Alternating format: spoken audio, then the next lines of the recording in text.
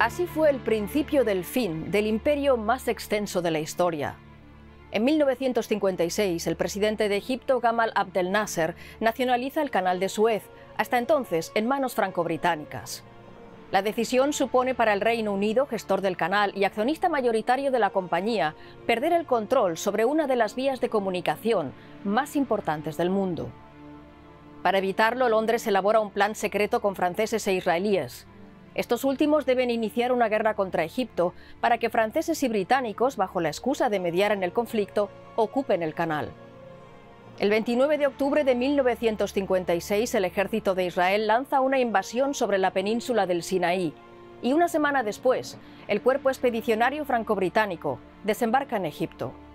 Pero el plan se tuerce. Nasser ordena el hundimiento de cargueros para inutilizar el canal y el presidente de Estados Unidos, Dwight Eisenhower, condena la intervención. Las maltrechas economías francesa y británica dependen de los créditos estadounidenses, así que al final, las dos potencias europeas se ven obligadas a retirarse. La última aventura colonial del Reino Unido termina así en un completo fracaso. Para entonces, el Imperio Británico ya se encontraba en proceso de disolución. Paradójicamente, solo 35 años antes había alcanzado la máxima expansión de su historia. El Imperio Británico ocupaba una quinta parte de todas las tierras emergidas a lo largo y ancho de los 5 continentes y gobernaba sobre más de 400 millones de súbditos, una cuarta parte de la población mundial. The important thing is to say about it is that there was never some grand plan or conspiracy on the part of the British elites to end up controlling a quarter of the world's surface. Pero ¿cómo un pequeño reino situado en una lluviosa isla del Atlántico Norte pudo convertirse en señor de todo el mundo? ¿Y qué legado nos dejó aquel imperio? Todo empezó a mediados del siglo XVI, cuando Inglaterra era solo una potencia regional en el noroeste de Europa. Aquello que lo impulsa, en realidad, es el ver que en el siglo XVI la corona de Inglaterra se está quedando fuera del pastel que se ha abierto con la llegada de Cristóbal Colón a América. Los españoles han logrado conquistar grandes territorios que tienen gran cantidad de metales preciosos, especialmente el oro y la plata, lo que está llevando a la corona española a recibir grandes cantidades de estos metales. El Reino de Inglaterra intenta hacer algo parecido, enviando expediciones a Norteamérica. El objetivo era encontrar territorios en los que abundara el oro y hallar el paso del noroeste a través del actual Canadá para comerciar con Asia. Pero aquellas primeras expediciones fueron un fiasco. Y ante este fracaso, la única manera de poder acceder al oro es robándolo. O sea, el primer impulso del imperio es la piratería para debilitar a la monarquía hispánica y obtener parte de ese oro que se está sacando de América. Esto se hace por medio de las patentes de corso, es decir, la corona daba permiso a los piratas para que pudiesen recalar en los puertos ingleses a cambio de compartir el botín. Algunos de esos piratas oficiales se convirtieron en aclamados almirantes de la Marina inglesa como Sir Francis Drake o incluso en funcionarios reales como Henry Morgan, que llegó a ser gobernador de Jamaica. This was a kind of economic warfare, and that the British plundered the Spanish ships, and the Spanish plundered the French ships, and the French plundered the Portuguese ships, and as much as possible, everybody stole or interdicted each other's trade routes. Junto a la piratería, otro de los motores de la expansión inglesa para ganar poder y riquezas fue el comercio. Y aquí juega un papel especial las llamadas compañías privilegiadas, o sea, compañías privadas, que eran empresas normalmente que funcionaban por medio de un consejo de accionistas, que piden permiso a la corona para comerciar en una parte del planeta y sobre todo para obtener el monopolio del comercio en toda esa parte del planeta. También obtenían permisos para colonizar que cimentaron la expansión del imperio. Entre el siglo XVII y 1950, unos 20 millones de personas abandonaron las islas británicas para instalarse en los territorios del imperio. A los colonos se les animaba a viajar con sus familias. La migración portuguesa y española hacia sus dominios de ultramar fue mucho menor y lo habitual era que solo fueran hombres los que emprendían el viaje. one of the big structural differences between most British colonization as opposed to Spanish and Portuguese colonization is that it was often driven by private enterprise with government support. You know, so you would have these companies established like the Virginia Bay Company, for example, that would collect shareholders' resources, invest them in settlers, and then buy the monopoly on the goods coming out of Virginia, like tobacco, for example, from the British government, so the British government would collect a huge tax on it. The dynamics of Spanish and Portuguese colonization were very, very different. La península ibérica siempre fue una región subpoblada. La cantidad de personas que desde la península ibérica van a Hispanoamérica a lo largo de todo el periodo de la colonia es relativamente pequeño. O sea, las estimaciones van de 100.000 a 250.000 personas. En el caso de Gran Bretaña, nunca tuvo un problema de subpoblación, sino más bien de superpoblación. Necesitaba enviar lo que se llama excedentes demográficos. Lo que se pretendía, en gran parte, era crear pequeñas Inglaterras en el imperio, de manera que así se podía confiar más en su lealtad y esto permitía un control del territorio mucho más seguro. Religión y esclavismo en América. El primer asentamiento permanente inglés en Norteamérica que no acabó en fracaso fue la ciudad de Jamestown, fundada en Virginia en 1607. La iniciativa había partido de la Compañía de Virginia, cuyos inversores quedaron pronto decepcionados al comprobar que allí no había oro. Pero pronto el asentamiento sí empezó a ser rentable, gracias al cultivo del tabaco.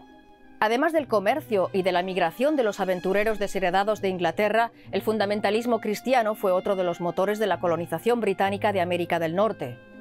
Los llamados puritanos, insatisfechos con las reformas de la Iglesia anglicana, emigraron en 1620 a bordo del Mayflower para crear su república cristiana ideal bajo dominio inglés. Ese mismo año fundaron la colonia de Plymouth en Nueva Inglaterra, hoy Massachusetts. Los recién llegados usurpaban las tierras de los nativos, como reporta el que fue gobernador de Virginia entre 1621 y 1625. Francis Wyatt escribió lo siguiente: «Nuestra primera obra será expulsar a los salvajes para hacernos con todo el país, para aumentar el ganado, cerdos, etc., que nos servirán mucho más, pues es infinitamente mejor no tener paganos entre nosotros». There's nothing inherently contradictory between the ideology of Christianity and the practice of slavery. I mean, in the Bible, there's lots of slavery. And in fact, for 90% of the history of Christianity, Christians were slave owners. Los colonos europeos prosperaron impulsando la importación de cada vez más esclavos africanos para trabajar en sus plantaciones de Norteamérica. No obstante, las colonias más rentables estaban en el Caribe. En 1655 Inglaterra había arrebatado a España la isla de Jamaica, que se convirtió en el monocultivo de azúcar más próspero del mundo, gracias al trabajo esclavo. En total, entre 1662 y 1807, casi 3,5 millones de esclavos africanos llegaron a América a bordo de barcos británicos. Y ellos al menos llegaron, porque 1 de cada 7 de los embarcados moría en el trayecto. Ninguna potencia colonial europea ganó tanto dinero ni comerció con tantos esclavos como Inglaterra. El idilio entre Londres y sus 13 colonias de Norteamérica duró casi 200 años, hasta que a finales del siglo XVIII, la avaricia de Londres propició la ruptura. American colonists, they were being forced to basically pay for a giant government bailout of the East India Company. It had become, in modern terms, too big to fail. Las deudas también procedían de las contiendas europeas. Cuando la corona británica, que se encuentra agotada después de la Guerra de los 7 Años y tiene unas deudas gigantescas, quiere hacer pagar a las colonias norteamericanas la guerra, toma la poco prudente decisión de imponer una subida de impuestos general. También se había ignorado el deseo de las colonias de expresar su descontento por la vía política. No a los impuestos sin representación, afirmaba uno de los padres fundadores de los Estados Unidos, el líder revolucionario Samuel Adams. En 1776, solo un año después del inicio de la contienda, los Estados Unidos de América declararon una independencia que no fue reconocida por Londres hasta 1783. Después de aquello, el Reino Unido hizo lo posible para que el desastre no se repitiera, dando a las colonias blancas una autonomía que luego facilitaría su independencia.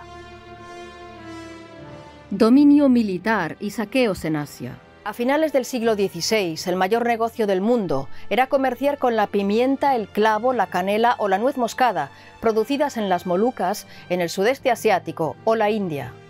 El negocio, con beneficios del 300 y el 400% sobre la inversión, despertó el interés de un grupo de empresarios ingleses que en 1599 fundaron la Compañía Británica de las Indias Orientales, que pronto centró sus actividades solo en la India. El subcontinente indio estaba entonces en manos del Imperio Mogol, que se extendía hasta lo que hoy es Afganistán y Bangladesh. Gobernaba a unos 150 millones de súbditos, era el estado más rico del mundo y el líder manufacturero mundial, gracias a sus codiciadas especias, telas y joyas. Britain, compared to, say, the Spanish or the French, which had this, grand imperial monarchy, the British really didn't have that, and government was always small and cheap, and the British were immensely undertaxed compared to other European imperial powers. And they liked it that way, right? Because it's the elite and landholders are going to pay most of the tax. And they're like, why would I pay money to rule India? I just want to make my profits. Entonces los emperadores mogoles permitieron a la Compañía de las Indias Orientales instalar factorías en su territorio, como ya habían hecho con los mercaderes portugueses y neerlandeses. Así, en el siglo XVII, la compañía construyó fuertes en Madrás, Bombay y Calcuta, que se convirtieron en ciudades prósperas. Desde allí la compañía no solo amasaría enormes riquezas, sino que alcanzaría cotas de poder como ninguna otra empresa privada en la historia de la humanidad. De hecho, el filósofo del siglo XVIII, Edmund Burke, la llegó a definir como un Estado disfrazado de mercader. Hablamos de una empresa que acuñaba su propia moneda, tenía sus propios tribunales y cobraba impuestos a decenas de millones de personas. En poco más de 60 años pasa de ser eso, una compañía comercial, a ser un Estado dentro del Estado. De alguna manera, los gobiernos británicos se encuentran ante una situación de hechos consumados. También es cierto que gran parte de la élite de Gran Bretaña, gran parte del mundo político, no tenía ningún interés en intervenir en la compañía porque habían invertido parte de su dinero en acciones de la Compañía Británica de las Indias Orientales. Por lo que cualquier acción que pudiese llevar a que estas acciones perdiesen su valor no era deseada. Si la compañía caía, podía caer también todo el imperio. La Compañía de las Indias Orientales llegó a tener un ejército privado de unos 200.000 soldados, con los que conquistó la mayor parte de la India. Había aprovechado el declive del imperio de los mogoles para armar a mercenarios nativos, los llamados cipayos, con fusiles y cañones británicos. Esas tropas se hicieron con la región de Bengala, donde la compañía empezó a actuar como un Estado y a cobrar impuestos, una recaudación exigida sin piedad, aunque la población pasara hambre. Así ocurrió en 1770 tras una serie de malas cosechas. To me, this is one of the most profound changes that the British implement in India is they say, okay, you used to have these villages that were living, and admittedly it was a kind of subsistence living. It was tough, and they were often on the margins. So it's not like the British introduced starvation, but by forcing people to grow, say, jute or tea rather than foodstuffs, this made that agricultural system much more vulnerable. Antes de la llegada de los británicos, los emperadores mogoles usaban sus enormes reservas de grano para aliviar las épocas de hambre. Pero en 1770, la Compañía Británica decidió no actuar. Además, la compañía no solo mantuvo los tributos, sino que a veces los aumentó incluso en un 10%. Destacamentos de cipayos ahorcaban sin excepciones a los hambrientos que no habían pagado. El desastre lo relata William Dalrymple en su libro La anarquía, la Compañía de las Indias Orientales y el expolio de la India. Este libro recoge palabras de un testigo británico de entonces.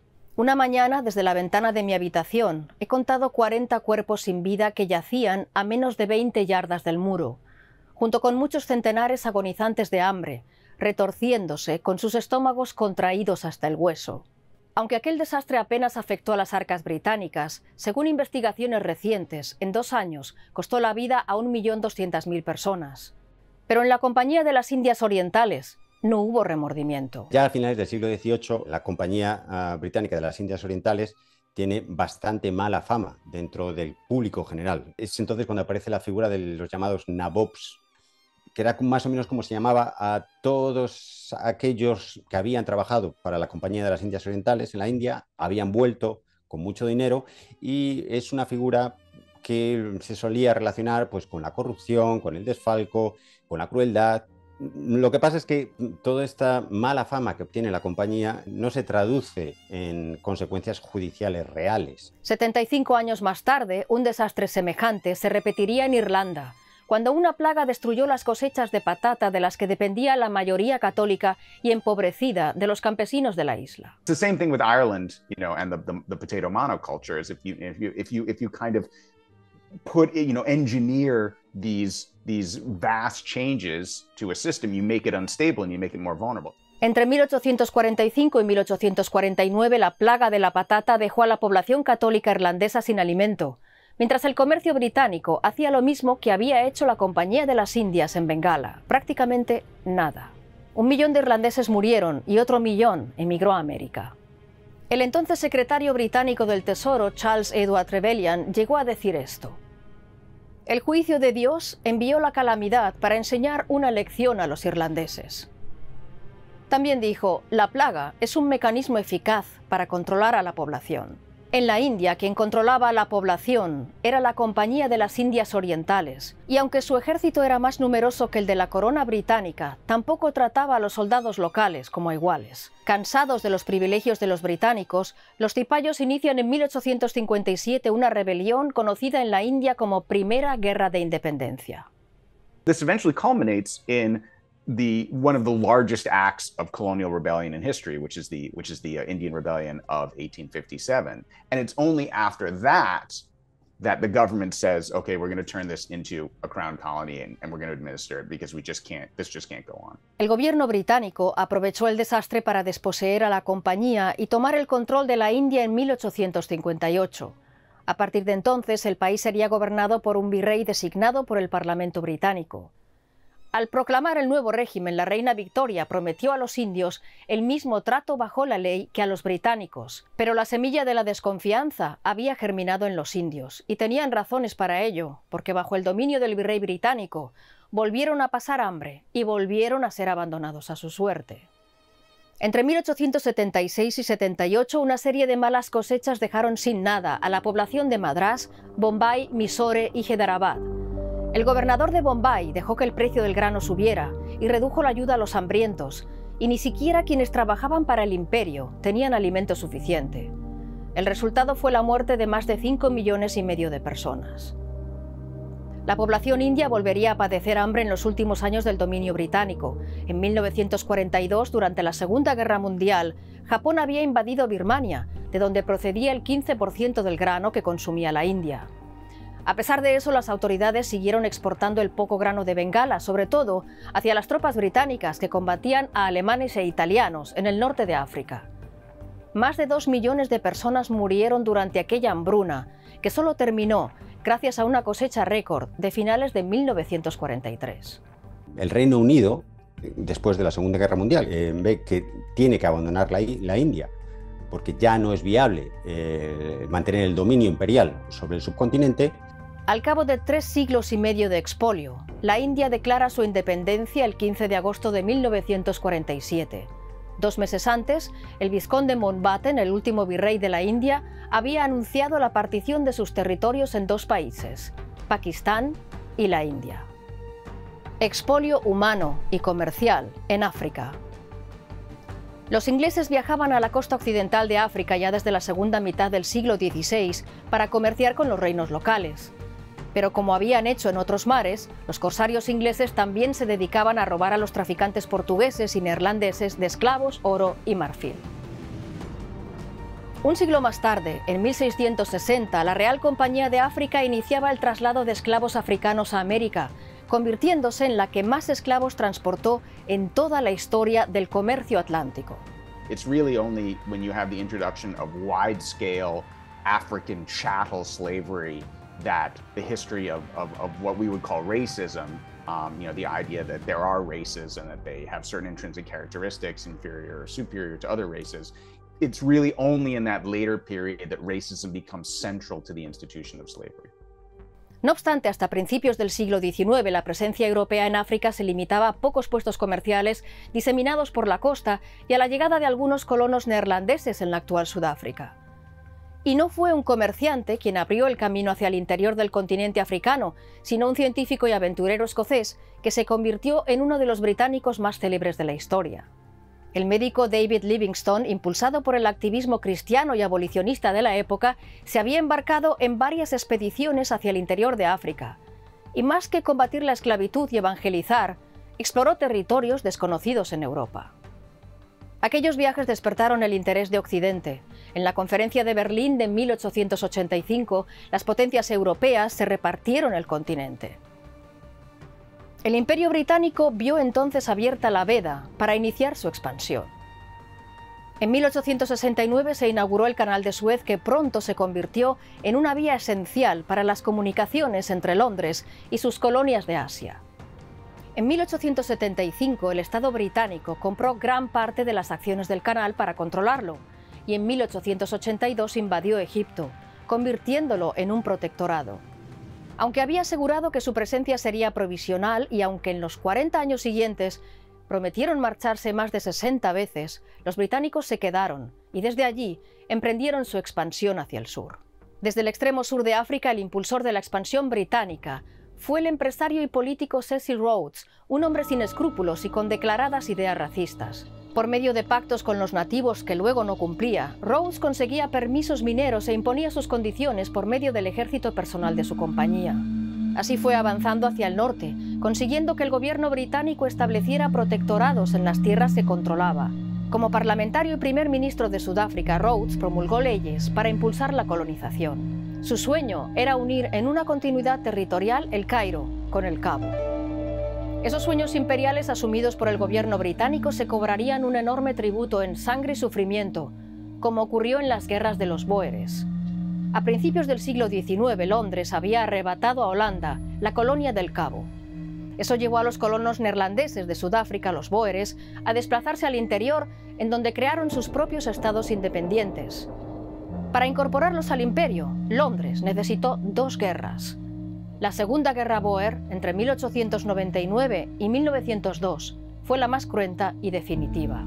Ante la eficiente resistencia de los campesinos afrikaners, los británicos decidieron internar en campos de concentración a sus mujeres, hijos y ancianos, causando la muerte de casi 30.000 personas, 22.000 de ellas niños. The incredible levels of suffering and misery that were inflicted upon both Boer and African civilians, that didn't come out until later. That was actually revealed by a press campaign because British papers sent 2 reporters, Emily Hobhouse and J.E. Hobson, to investigate these stories. And it's them, Emily Hobhouse in particular, that came back with those shocking photos of these emaciated children. Una de esas fotos muestra a la niña Lizzie Van Zyl en 1901. No mostramos la imagen completa porque su estado a causa del hambre podría herir la sensibilidad de los espectadores. Los británicos también metieron en campos de concentración a gran parte de la población negra con las mismas fatales consecuencias. The part of the story that often doesn't get told, though, is that significantly more Africans died in those concentration camps than white Boer civilians did, because at the time, black lives really did not matter. La expansión en África creció tras la Primera Guerra Mundial, cuando Francia y Reino Unido se repartieron las colonias africanas de Alemania. La adquisición de Kenia permitió a Londres establecer una comunicación territorial directa desde el Cairo hasta el Cabo, cumpliendo el sueño de Cecil Rhodes. A principios del siglo XX, los británicos habían sido el gran beneficiado de la carrera por África, con el 30% de la población del continente bajo su control. In their efforts, to colonize parts of the African continent, they certainly didn't recognize the political legitimacy of most of the groups, the indigenous groups they encountered. Eso dio lugar a nuevos episodios de crueldad extrema. Entre 1952 y 1960, soldados británicos reprimieron la insurrección de la guerrilla Mau Mau del pueblo Kikuyu en Kenia. Los rebeldes capturados eran torturados, documentándose numerosas castraciones y violaciones. Más de 100.000 sospechosos y simpatizantes del alzamiento fueron internados en campos de concentración. Investigaciones sobre aquellos años han demostrado más de 1000 ejecuciones en procesos sumarios y sin garantías legales. Y un capítulo aún más reciente de las arbitrariedades coloniales británicas fue la expulsión de los chagosianos de la isla Diego García, deportados entre 1965 y 1973. Los chagosianos eran descendientes de los esclavos negros que en el siglo XVIII habían sido llevados al archipiélago de Chagos por los franceses. Allí vivieron hasta que en los años 60 del siglo XX, Washington se interesó por las islas por su localización estratégica en el centro del Océano Índico. Así, las autoridades estadounidenses pidieron permiso al Reino Unido para levantar una base conjunta en la isla Diego García. Londres accedió, deportando para ello a toda la población civil, que fue trasladada a la fuerza a las Seychelles y a la isla Mauricio, en donde los chagosianos fueron abandonados sin ayuda en los puertos y forzados a vivir en la miseria. Hasta 1978 no hubo compensaciones para los chagosianos, y no las hubo para todos. Así que desde su llegada en el siglo XVI hasta la progresiva independización de sus colonias en el siglo XX, el Imperio Británico también dejó en África una senda de destrucción y muerte. Racismo y destierro en Oceanía. Siendo el continente más lejano para el Reino Unido, la primera flota británica no llegó a Oceanía hasta 1788. Llevaba a Australia a más de 600 convictos que el imperio ya no podía dejar en América como había hecho hasta entonces, porque sus colonias norteamericanas se habían independizado 5 años antes. Por eso, a finales del siglo XVIII, Australia se convirtió en el nuevo penal británico, hacia donde fueron desterrados unos 120.000 hombres y 25.000 mujeres, algunos condenados por asesinato, pero otros por delitos menores, como robar unos trajes o un par de gallinas. Esas decenas de miles de personas se organizaron en asentamientos, ocupando las tierras de caza de los nativos. Los colonos blancos se extendieron por Australia y también por Tasmania, en donde los choques con los 5.000 indígenas de esta isla fueron especialmente cruentos. Cuando los expulsaban de sus tierras de caza, los nativos respondían con una violencia que era combatida con masacres. A comienzos del siglo XIX, todo ello dio lugar a un estado de guerra no declarado. En 1828 se impuso la ley marcial en Tasmania, autorizando al ejército a arrestar a cualquier nativo que se encontrase en la zona poblada por blancos y a matarlo si se resistía. Se organizaron patrullas para capturar a adultos y niños y se creó una cadena humana para barrer la isla y arrinconar a los nativos en una península. En 1833 los últimos 220 nativos de Tasmania se rindieron, fueron expulsados de la isla y se extinguieron como pueblo.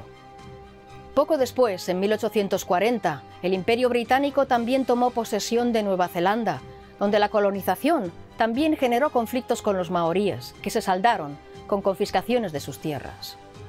Tras la gloria, la decadencia. El Imperio Británico alcanzó su máximo apogeo a finales del siglo XIX. Había liderado la primera revolución industrial, pero el mundo estaba cambiando, y al llegar la segunda revolución industrial, otros países como Alemania y Estados Unidos empezaban a disputarle su dominio global.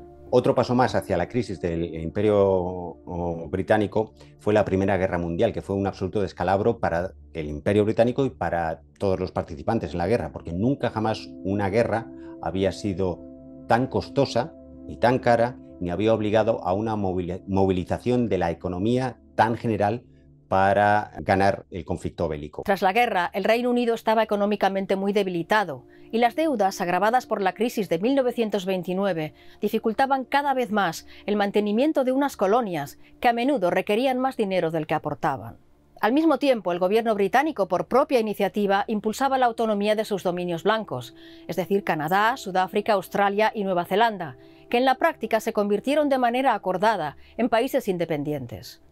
Es una cordialidad que no se aplicó a los territorios no blancos. Londres aspiraba a mantener contra viento y marea el completo control de estos otros territorios, hasta que la Segunda Guerra Mundial lo cambió todo. El Imperio Británico, al entrar en la Segunda Guerra Mundial, que es todavía más cara que la Primera Guerra Mundial, enseguida tiene que recurrir a los préstamos estadounidenses para poder mantener el esfuerzo bélico contra la Alemania nazi.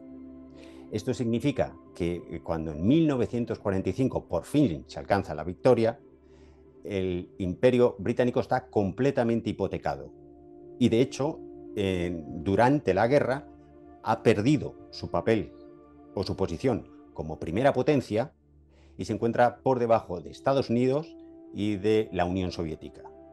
La última aventura colonial británica, el intento fallido de conservar el Canal de Suez en 1956, aceleró un declive que ya sería imparable. Lo que queda. Oh, I would say that 95% of the historians of the British Empire are very critical of the legacy of the British Empire. I mean, we mostly look at it from the perspective of a fairly oppressive entity that was driven forward by racial ideology. And the gentlest of these criticisms is that it was in theory a paternalist system, that is to say, where the administrators were trying to do what they thought was for the good of everybody in any particular region, by advancing it economically. The British never would have implemented any of those policies if they didn't know it was to their immense economic advantage to do so. Lo cierto es que al salir de muchas colonias de África y Asia, los británicos dejaron más caos que bienestar. Trazaron fronteras rectilíneas sobre el mapa, sin tener en cuenta los límites naturales ni étnicos de cada territorio. Hay que remontarse a la Primera Guerra Mundial, cuando el Reino Unido, junto con Francia y el resto de países aliados, se estaba enfrentando a las potencias del eje. El Reino Unido trataba de sacar del conflicto al Imperio Otomano, que controlaba todas las regiones, o la mayoría de las regiones árabes. Con la intención precisamente de neutralizar al Imperio Otomano, el Reino Unido se reúne con el jerife de la Meca, prometiéndole que después de la guerra, si los árabes se levantan contra los otomanos, se les concederá la independencia de acuerdo con los términos que los árabes decidan. Efectivamente, los árabes iniciaron una guerra de guerrillas muy exitosa. El problema es que al mismo tiempo el gobierno británico había contactado con líderes sionistas y el conjunto de las negociaciones con estos líderes sionistas habían dado lugar a lo que se llamó la Declaración de Balfour, por la cual el gobierno británico se comprometía a apoyar y a respaldar lo que llamó en el documento un hogar nacional para el pueblo judío en Palestina. Este doble juego resulta especialmente hipócrita porque entre las negociaciones con los árabes y la Declaración de Balfour en 1917, el Reino Unido ya había decidido lo que quería hacer con los territorios árabes, y era repartírselos con Francia. Britain was, along with France, they were the power that was most involved in the partition of the Middle East into nations that did not correspond with the cultural and political patterns that were already existent. I mean, part of the boundaries of Syria were created by an American politician who only had his position because he had made a huge contribution to the previous presidential campaign. I mean, the man sold toilets, like he had no right to redraw the map of the Middle East. La partición entre la India y Pakistán fue igual de arbitraria. Esas fronteras las va a trazar un abogado británico que se llamaba Cyril Radcliffe, que no era experto en cartografía, que jamás había estado en la India y que solo tuvo 5 semanas para trazar las fronteras, de acuerdo con censos antiguos y mapas antiguos. Casi un siglo después, ya lejos de los británicos, muchas de esas fronteras siguen siendo motivo de conflictos. Lo que hoy queda de su antiguo imperio son colonias lejanas, entre ellas las Islas Malvinas o Gibraltar, cuya soberanía reclaman respectivamente Argentina y España. La promoción de los ideales del parlamentarismo por los 5 continentes y el inglés como lengua franca por excelencia en cualquier rincón del planeta también forman parte del legado de un imperio que ha configurado el mundo como casi ningún otro. El imperio británico, como el resto de los imperios, se construyó por medio de atrocidades, pero también generó toda una serie de transformaciones que han moldeado el mundo en que vivimos hoy en día.